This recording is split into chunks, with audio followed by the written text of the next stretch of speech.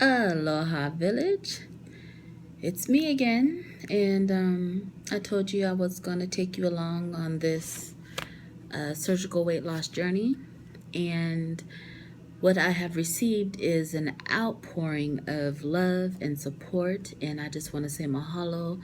Thank you to everyone, even the ones who don't agree, because that shows me that you do care and you have thought about it and you wanted to give me your 2 cents as well. So I thank you too. What I have noticed is many of you have asked, where am I at in the process?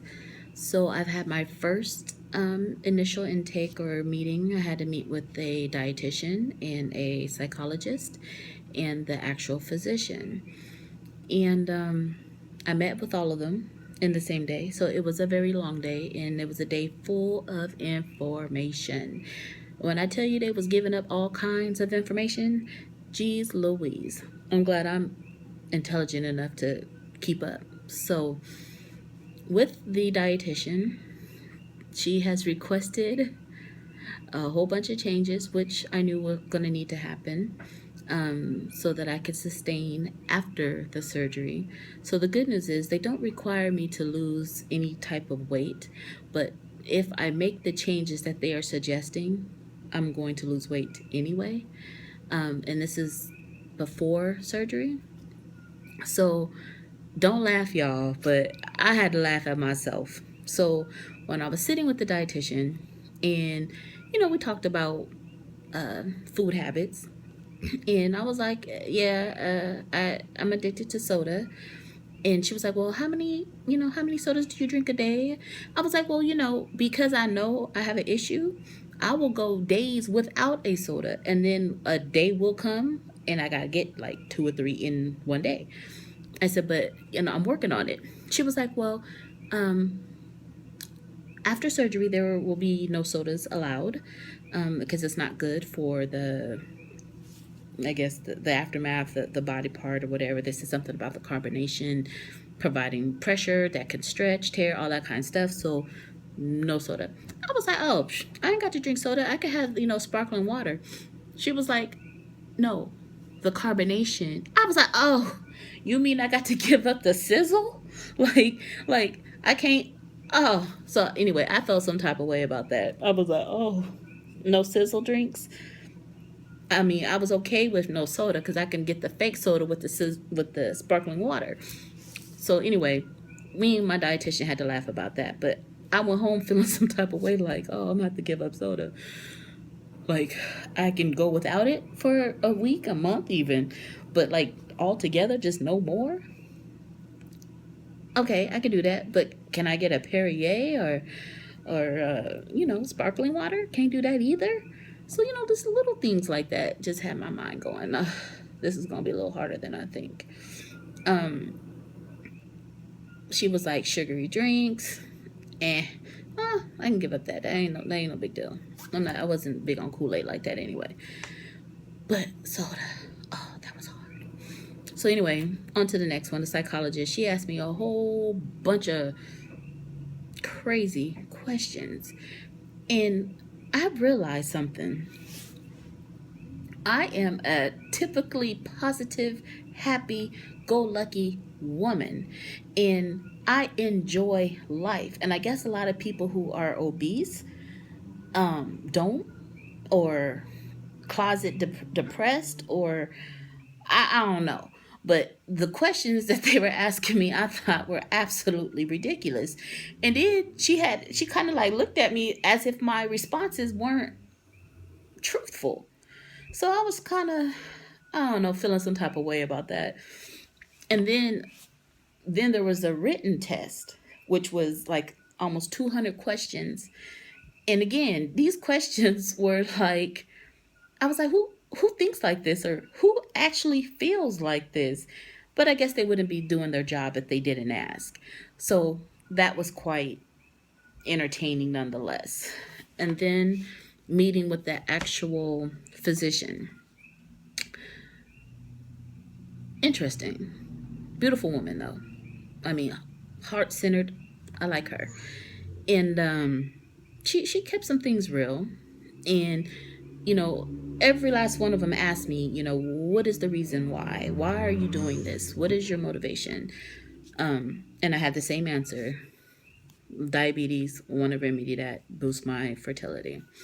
So she was like, okay, well, let's talk about your diabetes. So clearly, my diabetes has been out of control, meaning my A1C is ridiculously high, or my blood level sugars are high. I don't have the problem with low blood sugar, never had that problem. All my problems have just been because it's consistently high. Now, I have never taken my meds regularly as I am supposed to. Why? Because they give me the blues. And I like to have fun, so I don't want to take a pill and then have to worry about my booty later or my guts acting up later. So I just don't do it. Now, do I feel bad? Do I feel sick? Do I feel all that kind of stuff? No. So there was never that sense of urgency. Although I would check my do the finger prick and be like, keep on. You need to take some medicine. This is getting a little high. So I have hit my first, I guess, speed bump or